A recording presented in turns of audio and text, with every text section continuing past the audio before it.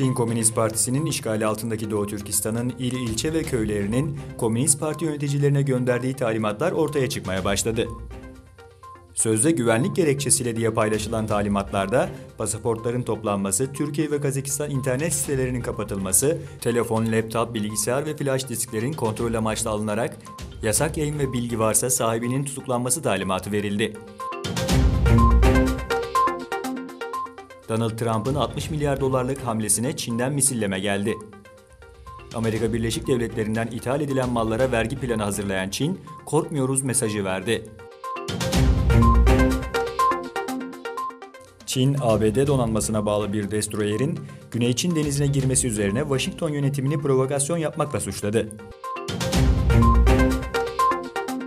Suudi Arabistan, İsrail varışlı tarifeli uçak seferine ilk kez hava sahasını açtı. Riyad'ın Hindistan-İsrail arasında sefer düzenleyen ticari firmalara hava sahasını kullanma izni vereceği 7 Mart'ta duyurulmuştu.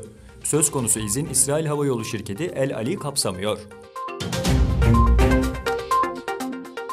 Fransa'nın güneyinde 3 ayrı noktada silahlı saldırı düzenleyen Rıdvan Laktim adındaki Fas asıllı şahsın Selefi örgütlere bağlantılarından dolayı 2014 yılında istihbarat birimlerinin dikkatini çektiği kaydedildi.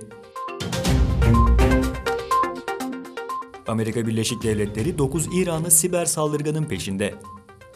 ABD Başsavcılığı, Cuma günü basına yapılan bir açıklama ile 9 İranlı'nın devlete ait sunuculara pek çok firma ve üniversitelerin veri tabanına siber saldırıda bulunmak suçundan arandığını duyurdu.